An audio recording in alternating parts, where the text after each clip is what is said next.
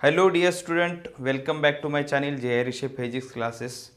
बच्चों, last lecture में हम मॉड्यूल डिस्कशन शुरू किया था और हमने देखा था बीट्स के 4 क्वेश्चन सॉल्व किए थे और फिफ्थ शुरू था। ओके, फिफ्थ नंबर का क्वेश्चन देखो। दो वेव्स दी है और दोनों की फ्रीक्वेंसी n1 है।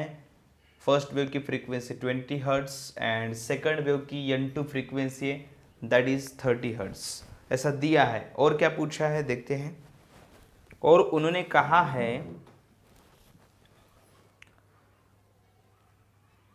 Travel out from a common point the phase difference between them after 0.6 second each. देखो टाइम कितना है, 0.6 सेकंड। एक बात आपको पता होना चाहिए, जैसे phase difference and path difference का रिलेशन है, ध्यान में रखना। एक टाइम पीरियड में फेज होता है 2 पाई एंड पाथ होता है लैम्बडा। और दूसरी बात कन्वर्शन का कैसा, देखो phase difference is equal to 2 pi by lambda into path difference. Path difference को हम क्या रख सकते हैं, मतलब पाथ डिफरेंस की जगह पे हम क्या रख सकते हैं, पाथ डिफरेंस की जगह पे हम डेल्टा एक्स रख सकते हैं, 2 pi by lambda into delta x. ये डेल्टा फाई है। वैसे ही टाइम डिफरेंस के लिए क्या कर सकते हैं मैं बता दूं आपको। यहां पे अगर आपको टाइम डिफरेंस निकालना है तो डेल्टा टी ऐसा लिखूंगा, चलेगा ना। Delta into small T is equal to 2 pi by actually देखो टाइम डिफरेंस अगर निकालना है तो क्या करना पड़ेगा आपको, T divide by phase difference दिया है या क्या दिया है आपको, टाइम डिफरेंस दिया है और पूछा क्या है फेज डिफरेंस, मतलब आपको t डिवाइड बाय 2 पाई करना पड़ेगा। t डिवाइड बाय 2 पाई, देखो delta phi is equal to 2 pi by capital T into time difference delta T. देखो कैसा होता है, पाथ डिफरेंस दिया होगा तो यहाँ पे लैम्बडा से डिवाइड करते हैं, ओके, और टाइम डिफरेंस दिया होगा तो यहाँ पे कैपिटल टी से डिवाइड करते हैं। ओके, फेज डिफरेंस निकालने के लिए एक रिलेशन ऐसा है। फेज डिफरेंस निकालने के लिए 2 pi by lambda into path difference, और phase difference delta phi is equal to 2 pi by capital T into delta T. Time difference से फेज डिफरेंस निकालना है तो टाइम पीरियड से डिवाइड करते हैं। ओके, अब क्या बन जाएगा देखो, delta phi is equal to 2 pi by capital T, 2 pi by capital T. Capital T कितना होगा बच्चों, टाइम पीरियड। आपको टाइम पीरियड की जगह पे दोनों वेव्स का जो बीट्स का टाइम पीरियड है वो रखना पड़ता है। यहाँ पे दोनों वेव्स का क्या रखना है आपको, बीट्स का टाइम पीरियड। अब बीट्स का टाइम पीरियड क्या होता है, रेसिप्रोकल ऑफ बीट फ्रीक्वेंसी। यहाँ पे आपको दोनों की फ्रीक्वेंसी दी है, उन दोनों की फ्रीक्वेंसी का अगर रेसिप्रोकल लेंगे, देखो यहाँ पे आपको कैपिटल टी जो है वहां पे क्या करना है, टाइम पीरियड ऑफ बीट्स रखना है, ताकि आपको दोनों वेव्स का टाइम डिफरेंस जो है ये रख के फेज डिफरेंस निकाल पाए आप दोनों वेव का। 2 पाई बाय कैपिटल टी की जगह पे क्या रखेंगे फिर बच्चों, 1 upon n1 n2 minus n1 ऐसा रखना पड़ेगा। 1 upon n2 minus n1 into delta T. Delta T मतलब ये जो टी दिया है उसे ही डेल्टा टी से रिप्रेजेंट करेंगे। Delta T 0.6 2 pi divide by 1 upon n2 minus n1, n2 कितने 30 minus 20 into 0.6 2 pi divide by 1 by 10 into 0.6, तो ये होता है 12 पाई। कैलकुलेशन करके देखना, ये है डेल्टा पाई। डेल्टा पाई या तो 12 पाई है, इवन मल्टीपल ऑफ पाई है, या 0 पाई होता है। क्यों, ऑप्शन में 0 है ना सिर्फ एक। देखो इवन मल्टीपल ऑफ पाई, देखो 2 पाई के बाद में क्या होता है वो 0 हो जाता है फेज डिफरेंस। कैसे मैं बताता हूं, देखो यहां से शुरू हो गया एंगल, देखो अब क्या बन गया, 2 पाई भी बन गया, 0 भी बन गया। वैसे ही इवन मल्टीपल ऑफ पाई होने के बाद में वो या 0 एंगल ऐसा ट्रीट कर सकते हैं। तो यहाँ पे 12 पाई को हम और में क्या लिख सकते हैं 0। समझ में आ गया ना बच्चों? तो इसका आंसर है 0। अभी देखते हैं नेक्स्ट क्वेश्चन, 6 नंबर का क्वेश्चन देखते हैं, उसे पढ़ो समझो। बीट्स का 6 नंबर का क्वेश्चन।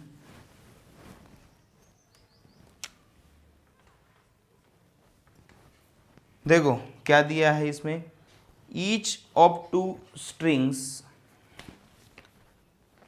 ऑफ लेंथ, देखो 2 स्ट्रिंग है, उनकी लेंथ दिए, एक की लेंथ है 51.6 मीटर सेंटीमीटर एंड दूसरे की लेंथ है L2 is equal to 49.1 centimetre, ऐसा दिया है। ओके, टेंशनाइज्ड सेपरेटली बाय, टेंशन क्या है, देखो टेंशन, दोनों का टेंशन सेम है, ऐसा कहा है T1 is equal to T2 is equal to 20 newton. Okay, और क्या दिया है, mass per unit length of the both string, वो भी सेम है बच्चों, म्यू से रिप्रेजेंट करेंगे मास पर यूनिट लेंथ को, ग्राम पर मीटर, मतलब 10 टू द पावर -3 kg पर मीटर, ऐसा है। When both the string vibrate simultaneously the number of bits, दोनों स्ट्रिंग है, देखो 2 स्ट्रिंग है, अलग अलग 2 स्ट्रिंग है और दोनों का वाइब्रेशन हो रहा है समझो, और जो भी है दोनों की लेंथ में स्लाइडली डिफरेंस है, आप देख सकते हो, और दोनों की मास पर यूनिट लेंथ सेम है, और क्या दिया है, टेंशन सेम है, दोनों का टेंशन भी सेम है, सिर्फ डिफरेंस है लेंथ का। Then both string vibrate simultaneously, अगर दोनों स्ट्रिंग वाइब्रेट होगी तो दोनों की फ्रीक्वेंसी अलग अलग होगी, क्यों? क्योंकि दोनों की लेंथ अलग अलग है, और आप सबको पता है frequency is inversely proportional to length.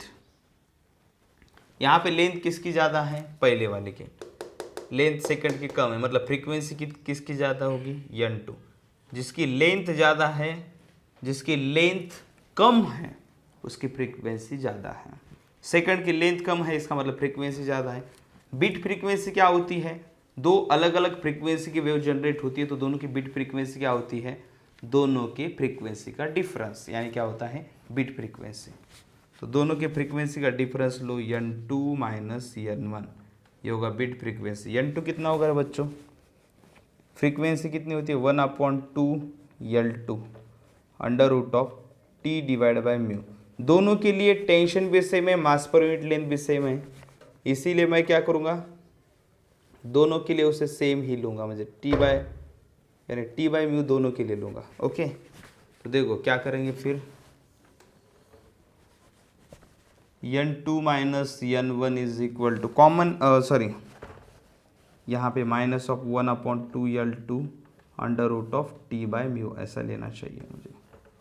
Okay, अब क्या करते हैं, देखो √T बाय म्यू कॉमन निकालते हैं, तो ब्रैकेट में क्या रहेगा, 1/2 भी कॉमन निकालते हैं बच्चों, 1/2 √T बाय म्यू कॉमन निकाला, अब 1/L2 माइनस 1/L1 ऐसा लिखेंगे। ओके, अब देखो 1/2 √T divide by mu, 1/L2 minus 1/L1, T की जगह पे रख देते हैं बच्चों 20, चलो रिप्लेस कर देते हैं, वहाँ पे 20 रख देते हैं। ओके, टी की जगह पे 20 रखो और मास पर यूनिट लेंथ की जगह पे 10 टू द पावर -3 रख देते हैं। ओके, तो क्या बनता है, देखो 1/L2, L2 की जगह पे मीटर में कन्वर्ट करना पड़ेगा इसे, सेंटीमीटर को अगर मीटर में कन्वर्ट करना है तो क्या हो जाएगा, देखो 0.51 ऐसा हो जाएगा, -516 माइनस, एक्चुअली L2 पहले ना, मतलब 0.491 और 0.516, ऐसा ये पूरा होगा। अब इसका कैलकुलेशन करो बच्चों, कैलकुलेशन करने के बाद में अप्रोक्सीमेटली 7 आता है, N2 minus N1। Okay, approximately 7 आता है, कैसे आता है आप देख लेना। ओके, कैलकुलेशन करो, आता है इसका आंसर 7। अभी देखते हैं 7th नंबर का क्वेश्चन।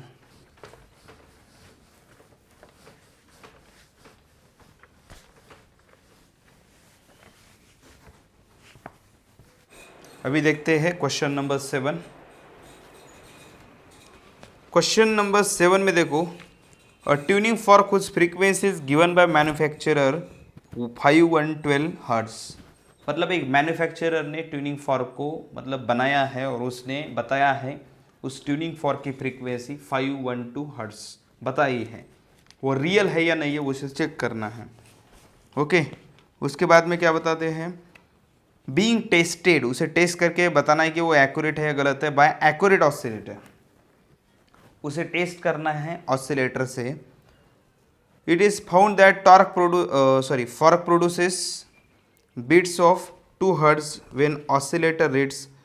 अगर ऑसिलेटर का 514 हर्ट्ज होगा, ये रियल है ऑसिलेटर का, तो इसके साथ में देखो ट्यूनिंग फॉर्क कितना कर रहा है, देखो ट्यूनिंग फॉर्क का टेस्ट करना है, पता करना है कि फ्रीक्वेंसी कितना है।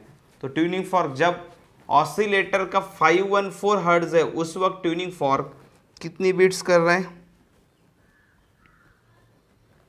2 हर्ट्ज, सॉरी 2 हर्ट्ज की मतलब बीट फ्रीक्वेंसी है।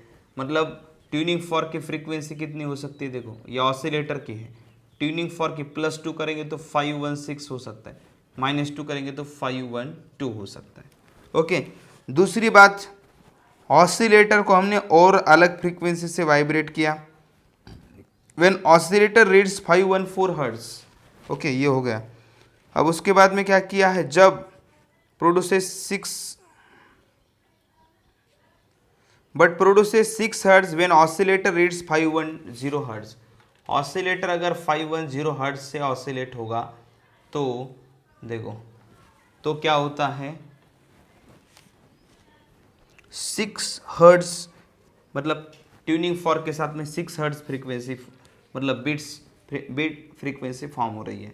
मतलब ट्यूनिंग फॉर्क की फ्रीक्वेंसी 6 से ज़्यादा होगी, नहीं तो 6 से कम होगी, तो 508, सॉरी इसमें 6 माइनस करेंगे तो कितना हो जाएगा रे, 6 माइनस करो, +6 किया तो ये -6 करेंगे तो 504। आप मुझे बताइए ट्यूनिंग फॉर्क की फ्रीक्वेंसी कैसी रहनी चाहिए, कांस्टेंट। ऑसिलेटर चेंज हो रहा है लेकिन ट्यूनिंग फॉर्क दोनों वक्त ट्यूनिंग फॉर्क की फ्रीक्वेंसी कांस्टेंट रहनी चाहिए। एक बार 2 बीट्स फॉर्म कर रहे हैं क्योंकि दोनों के फ्रीक्वेंसी का डिफरेंस है, किसके, ऑसिलेटर के एंड ट्यूनिंग फॉर्क के, इसलिए फर्स्ट टाइम ऑसिलेटर ऑसिलेट किया 514 हर्ट्ज से तो 2 बीट्स फॉर्म कर रहा है, इसलिए 2 ज़्यादा होगा नहीं तो 2 कम होगा, 516 और 512। उसके बाद में ऑसिलेटर को अगर हमने ऑसिलेट किया और उसकी फ्रीक्वेंसी है 510 हर्ट्ज तो +6 किया, बिट्स कितने फॉर्म कर रहे हैं, देखो ऑसिलेटर के साथ में ट्यूनिंग फॉर्क 6 बिट्स फॉर्म कर रहे हैं, या तो फिर ट्यूनिंग फॉर्क की +6 से फ्रीक्वेंसी होगी या -6 से होगी, लेकिन ट्यूनिंग फॉर्क की फ्रीक्वेंसी कांस्टेंट रहती है। देखो दोनों केसेस में सेम कौन सी फ्रीक्वेंसी है, इसका मतलब ट्यूनिंग फॉर्क की फ्रीक्वेंसी है 516 हर्ट्ज। मैन्युफैक्चरर में उसे 512 बोला था लेकिन वो ऐसा नहीं है, ट्यूनिंग फॉर्क की फ्रीक्वेंसी 516 निकली। ओके, तो इसके बाद में नेक्स्ट क्वेश्चन देखते हैं 8 नंबर का क्वेश्चन।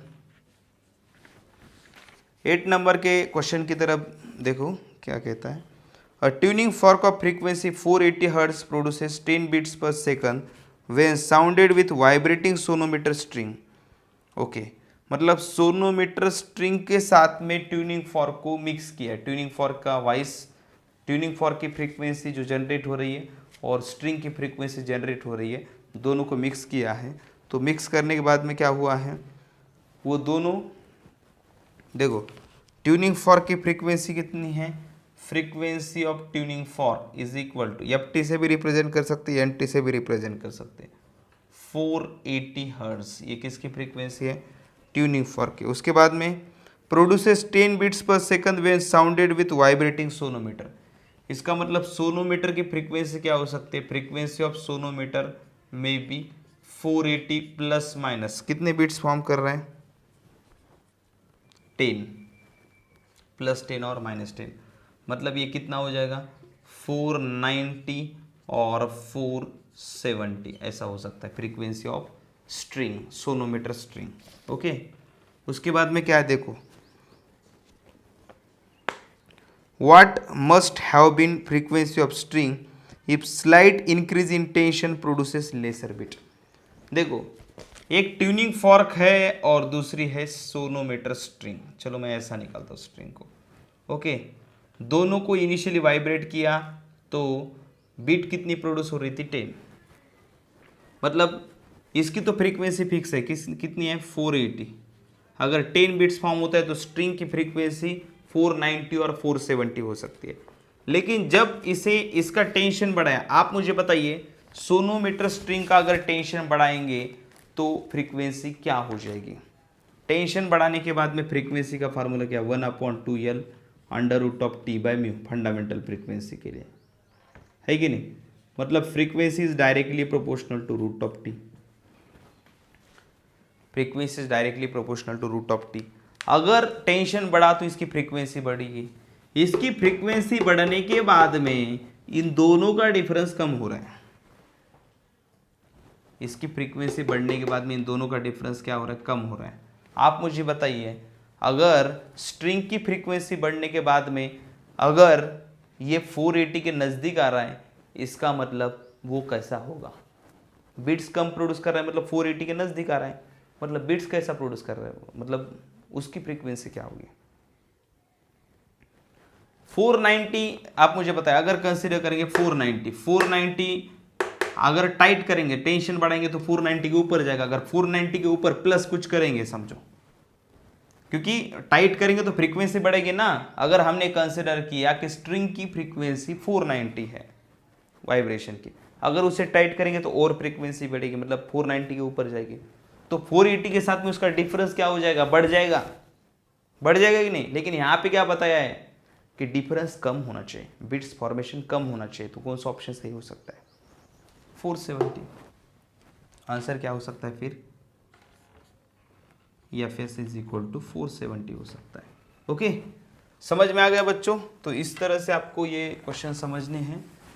अब देखते हैं 9th नंबर का क्वेश्चन।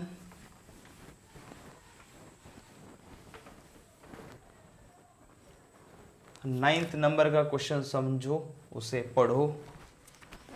देखो 9th नंबर का क्वेश्चन क्या कहता है। A source of sound gives 5 beats per second when sounded with another source. देखो एक सोर्स ऑफ साउंड है, उसे साउंडेड टुगेदर दूसरे सोर्स ऑफ साउंड के साथ में मिक्स किया उसका साउंड, तो क्या हो गया बच्चों, कितनी बिट्स फॉर्म हो गए, देखो पढ़ो एक बार। आपको जब भी मैं बताऊंगा उस वक्त आपको क्वेश्चन पढ़ना है और थोड़ा सा कैलकुलेशन वर्क करना है। क्वेश्चन आपको सॉल्व करने हैं, सिर्फ लेक्चर नहीं देखने, क्वेश्चन सॉल्व करके देखने हैं जो भी डाउट्स है आपको। ओके, तो 9th नंबर का क्वेश्चन जो है उसे समझो। अ source of sound gives 5 bits. A source of sound gives 5 beats per second when sounded with another source of sound of frequency। देखो एक सोर्स ऑफ साउंड है, उसकी फ्रीक्वेंसी कितनी होगी उसे कहेंगे समझो फर्स्ट। ओके, और दूसरा एक सोर्स ऑफ साउंड है, उसकी फ्रीक्वेंसी कितनी है, n2 इज इक्वल टू है 100 पर सेकंड, मतलब मैं हर्ट्ज के बराबर उसे ट्रीट करता हूँ। दोनों को मिक्स किया तो कितनी बिट्स फॉर्म हो रही है, 5 बिट्स। इसका मतलब n1 में भी क्या हो जाएगा, n1 क्या हो जाएगा बताओ, n2 अगर 100 है तो n1 क्या होगा, n1 is equal to n2 plus minus 5 बोल सकते हो, क्योंकि 5 बिट्स प्रोड्यूस कर रहे हैं, मतलब 5 से ज़्यादा होगा या 5 से कम होगा।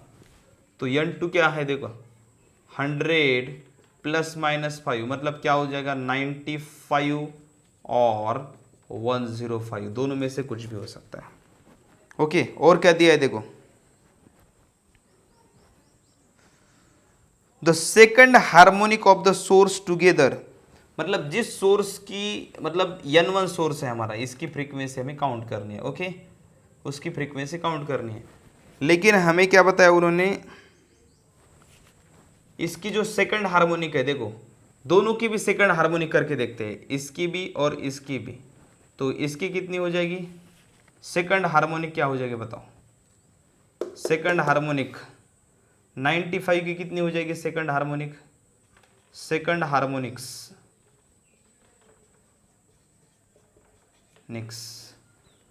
में बी, उसे मैं क्या कहूँ बच्चों, मतलब क्या कहूँ आप बताओ, सेकंड हार्मोनिक को क्या कहूँ? क्योंकि N2 तो हमने इसे कहा है, सेकंड हार्मोनिक को हम क्या कहें?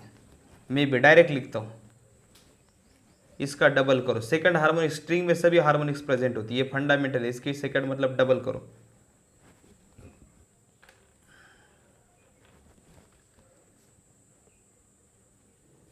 करो इसके सेकंड हार्मोनिक 190, इसकी करो और इसकी करो 210 हो जाएगा। मतलब ये और ये हो सकती है सेकंड हार्मोनिक्स। लेकिन उन्होंने क्या कहा है, जो हमारा सोर्स है, मतलब N1 फ्रीक्वेंसी वाला फर्स्ट सोर्स, उसकी जो सेकंड हार्मोनिक है वो 205 के साथ में 5 बीट्स करती है। इस अब दोनों में से कौन 205 के साथ में 5 बीट्स फॉर्म करता है बताओ? बीट फ्रीक्वेंसी 5 होनी चाहिए। आप मुझे बताओ दोनों में से किसके साथ में 205 का 5 बीट फॉर्मेशन हो सकता है? 190 के साथ में 5 बिट्स फॉर्मेशन हो सकता है क्या? 190 205 का डिफरेंस लो, 5 आता है क्या? नहीं। लेकिन 210 एंड 205 इन दोनों का डिफरेंस लो, 5 हर्ट्ज आता है। समझ में आएगा ना? इसका मतलब आंसर क्या हो सकता है? 210 जिसका सेकंड हार्मोनिक है वो सही हो सकता है। अब 210 किसका सेकंड हार्मोनिक है? देखो 105 का सही है। इसका मतलब हमारा आंसर क्या होगा? 105। ओके, समझे कि नहीं? वापस समझो उसे ठीक से। मतलब हमने दो पॉसिबिलिटी यहाँ पे एक्सप्रेस की, N1 में भी +5 और -5, दो ऑप्शन के, दोनों के सेकंड हार्मोनिक करके देखे, और सेकंड हार्मोनिक 205 के साथ में 5 हर्ट्ज फॉर्म करनी चाहिए बिट फ्रीक्वेंसी उसने। तो 205 के साथ में कौन कर सकता है दोनों में से? देखो 210। अब 210 किसका सेकंड हार्मोनिक है? 105 का, तो 105 आंसर है। समझा ना? तो इसके बाद में नेक्स्ट क्वेश्चन देखते हैं, 10th नंबर का क्वेश्चन। ओके, 10th नंबर का क्वेश्चन पढ़ो।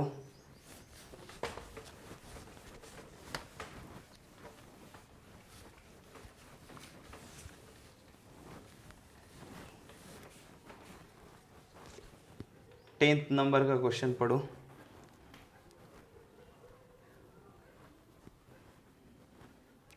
Two string x and y, देखो दो स्ट्रिंग है, एक स्ट्रिंग को हम x कहेंगे, ओके, एंड दूसरी स्ट्रिंग को y कहेंगे। मैंने सिर्फ उनके फंडामेंटल मोड यहाँ पे दिखाया आपको दिखाने के लिए।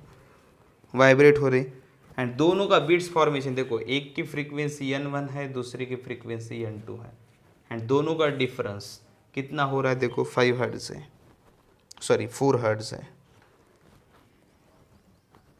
मतलब मॉड में करूँगा क्योंकि कौन बड़ा है कौन छोटा है माइन पता नहीं ना। तो ये कितना है? दोनों की फ्रीक्वेंसी का डिफरेंस 4 हर्ट्ज है।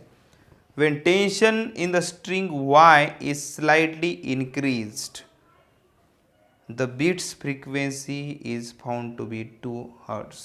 The frequency of x, मतलब x की फ्रीक्वेंसी दी है, x की फ्रीक्वेंसी मतलब N1 कितना दिया है? देखो 300 हर्ट्ज है, N1 है 300 हर्ट्ज। तो उन्होंने कहा है N2 मतलब y की फ्रीक्वेंसी मतलब N2 कितना होगा? N2 is equal to how much? y की फ्रीक्वेंसी कितनी है?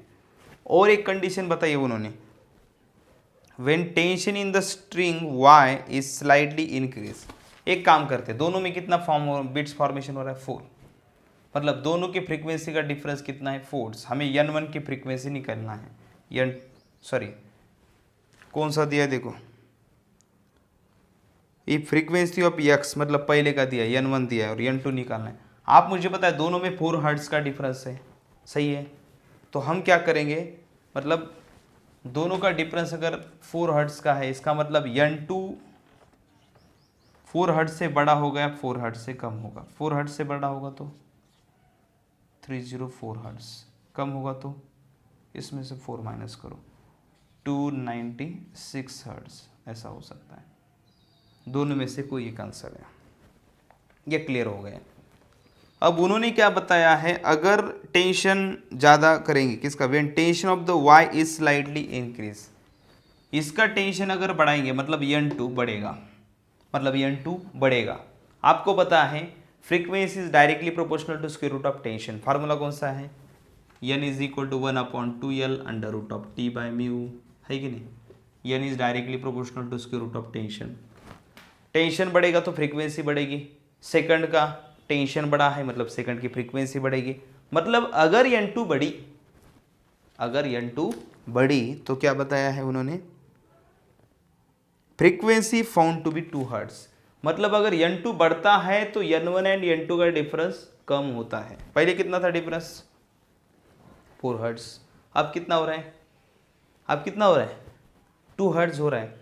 n2 बढ़ा तो डिफरेंस कम होता है, मतलब n2 में अगर कुछ टेंशन बढ़ाने की, n2 बढ़ा तो डिफरेंस कम हो रहा है।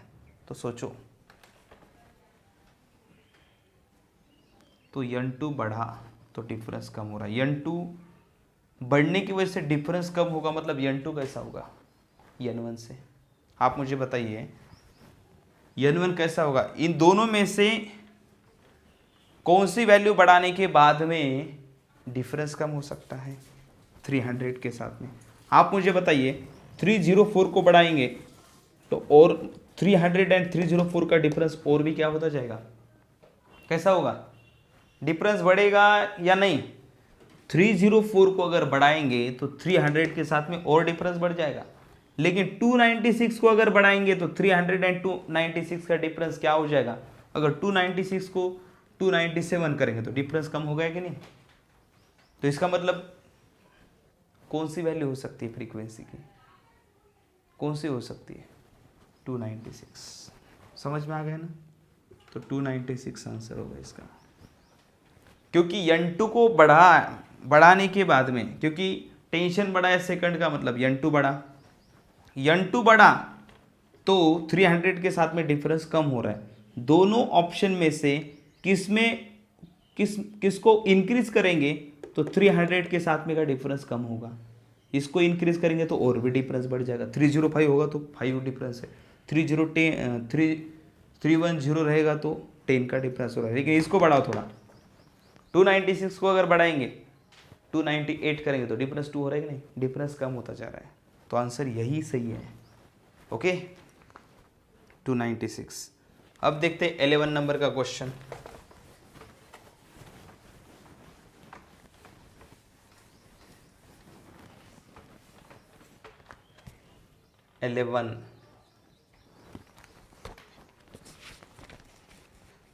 A tuning fork gives 4 bits with 50 centimetre length of sonometer wire. एक ट्यूनिंग फॉर्क है, उसकी फ्रीक्वेंसी में n1 कहता हूँ या nt कहता हूँ, ओके nt, और वो कितना कर रहा है, 4 bits with 50 centimetre length of sonometer. एक सोनोमीटर वायर है, उसकी लेंथ है 50 सेंटीमीटर, उसके साथ में सोनोमीटर 4 बिट्स फॉर्म कर रहे हैं, ओके। उसके बाद में क्या बताया उन्होंने, देखो पहले लेंथ कितनी है 50 सेंटीमीटर, उसे L1 कहता हूँ, और इस वक्त की ये ट्यूनिंग फॉर्क की जो फ्रीक्वेंसी, इसे हम कहेंगे इसे कहेंगे N1, ओके। तो इन दोनों का डिफरेंस कितना हो रहा है, देखो इन दोनों का डिफरेंस हो रहा है 4 का, ओके। और क्या बताया उन्होंने, if the length of the wire is shorten, मतलब लेंथ को कम किया, कितने से कम किया है, 1 सेंटीमीटर से, मतलब कितनी लेंथ बनेगी L2, 49 सेंटीमीटर। तो उन्होंने क्या बताया है, the number of bits is still same. आप मुझे बताएं, मैं ऐसा कंसिडर करूंगा कि फ्रीक्वेंसी f है, स्ट्रिंग की फ्रीक्वेंसी कितनी है, f है। ट्यूनिंग फॉर्क की फ्रीक्वेंसी को एक काम करते हैं, ट्यूनिंग फॉर्क की फ्रीक्वेंसी f कहते हैं, क्यों, क्योंकि वो कांस्टेंट रहती है, इसलिए उसे f से रिप्रेजेंट करते हैं। और देखो स्ट्रिंग की फ्रीक्वेंसी क्या हो रही है, लेंथ कम हो गई, देखो लेंथ पहले ज़्यादा थी, बाद में लेंथ क्या हो गई, कम हो गई। आप सबको पता है जब लेंथ ज़्यादा होती है तब फ्रीक्वेंसी क्या होती है? फ्रीक्वेंसी का फार्मूला सबको पता है ना, स्ट्रिंग के फ्रीक्वेंसी का formula n is equal to 1/2 L under root of T by mu. तो यहाँ पे क्या है, frequency is inversely proportional to L है ना, F या N। आप फ्रीक्वेंसी को n से रिप्रेजेंट करो या L से रिप्रेजेंट करो, frequency is inversely proportional to length. सही है। इसका मतलब क्या है बच्चों, इसका मतलब क्या है, frequency is inversely proportional to L। इसका मतलब पहले केस में फ्रीक्वेंसी कैसी होगी, ज़्यादा होगी। सेकंड केस में लेंथ कम होगी तो फ्रीक्वेंसी, पहले केस में लेंथ ज़्यादा थी तो फ्रीक्वेंसी कम होगी, लेंथ ज़्यादा है तो फ्रीक्वेंसी कम है। सेकंड केस में लेंथ कम होगी तो फ्रीक्वेंसी ज़्यादा है। तो क्या कहेंगे, और दोनों टाइम 4 बिट्स फॉर्म कर रहे हैं। देखो पहले भी 4 बिट्स है और बाद में भी 4 बिट्स है। आप मुझे बताइए कैसे 4 बिट्स फॉर्म करता होगा, किस केस में प्लस होगा और किस केस में माइनस होगा। दोनों केस में 4 बिट्स फॉर्म कर रहा है, लेकिन आप मुझे बताइए अगर मैंने इस फ्रीक्वेंसी को कहा F1 किसके, स्ट्रिंग के, और इस फ्रीक्वेंसी को कहा F2। अब देखो बच्चों इनवर्स रिलेशन है लेंथ का, आप मुझे बताइए दोनों में से बड़ा कौन होगा, जिसकी लेंथ ज़्यादा है उसकी फ्रीक्वेंसी कम होगी। इसका मतलब पहले केस में फ्रीक्वेंसी कैसी होगी, कम होगी, सेकंड केस में ज़्यादा होगी। F1 is less than F2। पहले वाली लेंथ कैसी है, ज़्यादा, इसलिए फ्रीक्वेंसी कम है। ओके, तो F1 is less than F2। और दोनों के साथ में F का डिफरेंस कितना है, 4 का ही है हमेशा। दोनों के साथ में F का डिफरेंस कैसा है, 4 है। इसका मतलब इस ट्यूनिंग फॉर्क की फ्रीक्वेंसी दोनों के बीच में होगी, क्योंकि दोनों के साथ में 4 का डिफरेंस रखना है। जैसे मैं बताता हूँ आपको, 20 है, 20 से कम 4 कितना होता है, 16, एंड ज़्यादा 4 कितना होता है, 24। अब इसके साथ में भी डिफरेंस 4 है, इसके साथ में भी डिफरेंस 4 है, लेकिन एक बड़ा एक छोटा है। दोनों में से कौन बड़ा है, F2 बड़ा है, F1 छोटा है। अब दोनों के बीच में, दोनों के साथ में भी 4 हर्ट्ज करना है फ्रीक्वेंसी, किसको, मतलब बीट फ्रीक्वेंसी दोनों के साथ में भी कितनी है, 4 हर्ट्ज, किसकी, ट्यूनिंग फॉर्क। इसका मतलब ट्यूनिंग फॉर्क की फ्रीक्वेंसी कैसी होगी दोनों के बीच में, मतलब F1 से बड़ी है ट्यूनिंग फॉर्क की फ्रीक्वेंसी अब, and second length, second case जो स्ट्रिंग की उससे कम है। ऐसा लिख सकते हैं। कोई आपको डाउट है इसमें,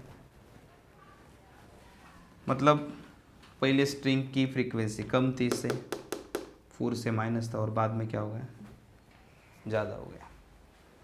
अब हमें क्या निकालना है, इस F को निकालना है। देखो एक बात पक्का है कि दोनों का डिफरेंस 4 का है, मतलब ये 4 से कम है। तो F1 को कैसा लिख सकता हूँ मैं, F1 4 से कम है, F से कैसा है, 4 से कम है, एंड F2 4 से ज़्यादा है। तो F1 को कैसा लिख सकता हूँ, F-4। F2 को कैसा लिखता हूँ, F+4। ऐसा लिख सकता हूँ। F क्या है, frequency of tuning fork. First case में सोनोमीटर की जो भी लेंथ थी L1, उस वक्त फ्रीक्वेंसी कैसी थी, फ्रीक्वेंसी ट्यूनिंग फॉर्क की अगर F होगी तो F1 होगी F-4। सेकंड केस में F2 is equal to F+4।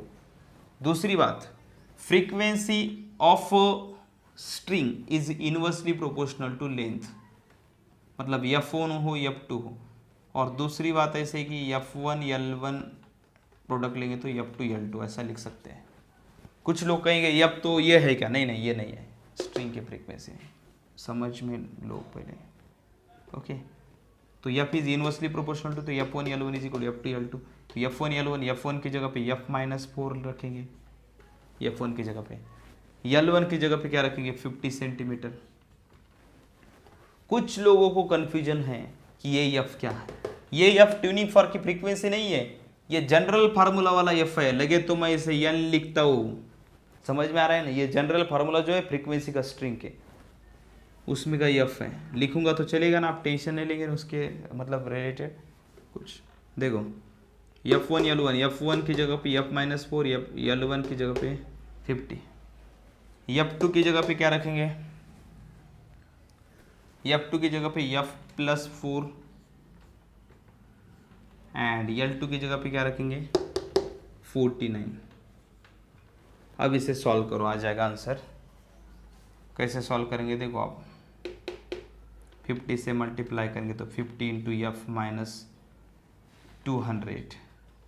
Centimetre centimetre cancel होता है दोनों साइड का यूनिट, इसलिए मैंने टेंशन नहीं लिया। लगे तो आप और भी मॉडिफाई करना चाहते हो तो कर सकते हो, मीटर में कन्वर्ट करना है तो ओके, लेकिन मैंने वैसा नहीं किया है। 49 इंटू एफ, दोनों साइड है ना, सेंटीमीटर सेंटीमीटर कैंसिल होता है यूनिट, इसलिए मीटर में कन्वर्ट नहीं किया है। प्लस 49 इंटू 4 क्या होता है,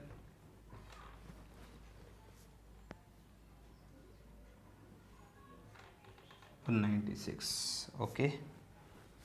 अब क्या करेंगे, इसे इधर लाओ, 50 एफ माइनस 49 एफ, इसे उस साइड लेके जाओ। 200 प्लस 196 कितना होता है देखो, ये एफ हो जाएगा, F is equal to, addition करो, 396 होता है क्या, देखो 396 ऑप्शन है क्या, बिल्कुल है, हर्ट्ज। समझ में आ गया बच्चों, ये थोड़ा क्वेश्चन अच्छा था, समझ में आ गया ना।